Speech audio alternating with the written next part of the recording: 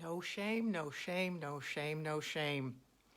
I'm Danielle Burnock from DanielleBurnock.com. Love yourself from Survive to Thrive, that lady on the internet who loves you. And I want to talk to you today about shame. And why? Why would I want to talk about shame? Who wants to talk about shame? Shame is awful. Well, I want to talk about shame because of what happened to me today. It's just a very fresh thing because shame is never good. I am a firm believer in shame is never good. I know everyone does not agree with me, and that is okay. But shame is never good. And this morning, shame attacked me.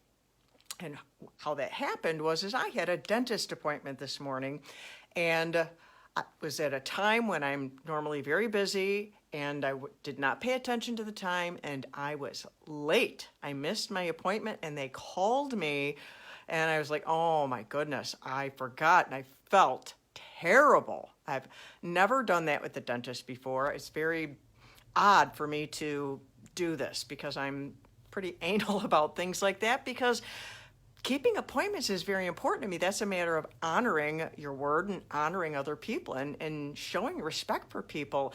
And one of my core values as a victorious soul is love and honor centric. And missing my appointment, being them having to call me, that violated my core value, and shame just hopped all over me like, oh my goodness, you're a terrible person. How could you have done that? And I started speaking out my mouth. No shame, no shame, no shame, no shame.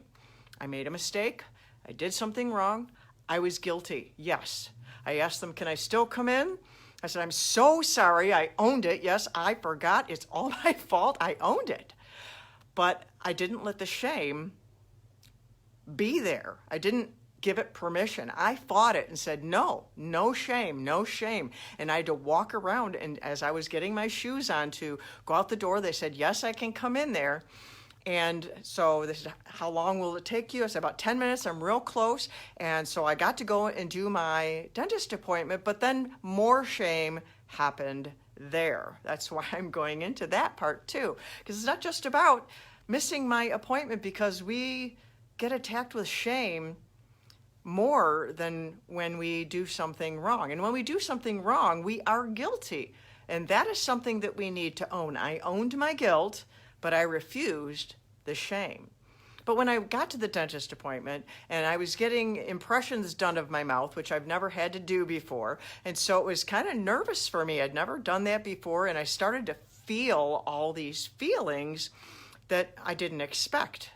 And shame hopped on me that you shouldn't be feeling this. What's wrong with you? You never have a problem at the dentist. What is wrong with you? And I'm like, no, no shame. No shame. I have the right to feel what I feel. I'm not feeling nervous on purpose. I'm not feeling this way because I'm trying to feel this way. This is my body reacting to what's happening in my life. And we need to own our emotions. We need to own our feelings, because then we can grab a hold of them and process them. They're telling us something, and we need to listen to them.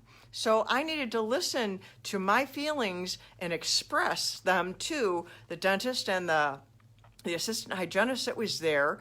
And I got this cool little stress star that I got to hold during that time, and listening to my feelings, it helped me to focus on my breathing and calm myself down. I wasn't all worked up, but it was really about that shame wanted to shame me into not feeling my feelings. And I had just written about, we need to feel our feelings. I used to shove them down so far to try and not feel because of all the trauma pain. And that's a common trauma response. People try to not feel the pain. But to heal, we have to feel the pain. And for me to get over that shame, I needed to feel the emotions, and I needed to dismiss those feelings about my feelings, because it's trying to make me feel another way and complicate the whole thing.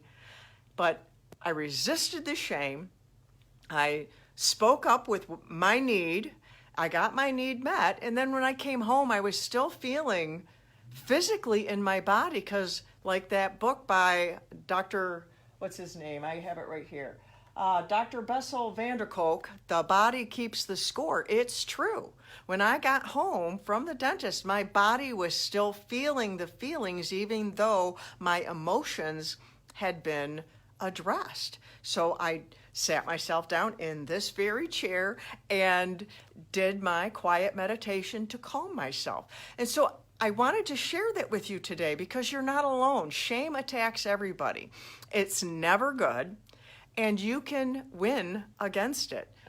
So if you deal with shame a lot because you've been taught that it's good, or you just have it lodged inside of you and you need help getting that out, or learning how that is not a good thing and what is good instead and how to work your way through that, I can help you with that. I help my clients to process their emotions, to emotionally heal, to deal with the shame and get rid of it, but to own the truth and to go from that yuck into joy, and from the difficult into the easier, and how to go from survive to thrive by loving yourself and owning your emotions and dealing with the things that come in your life. And so I love you.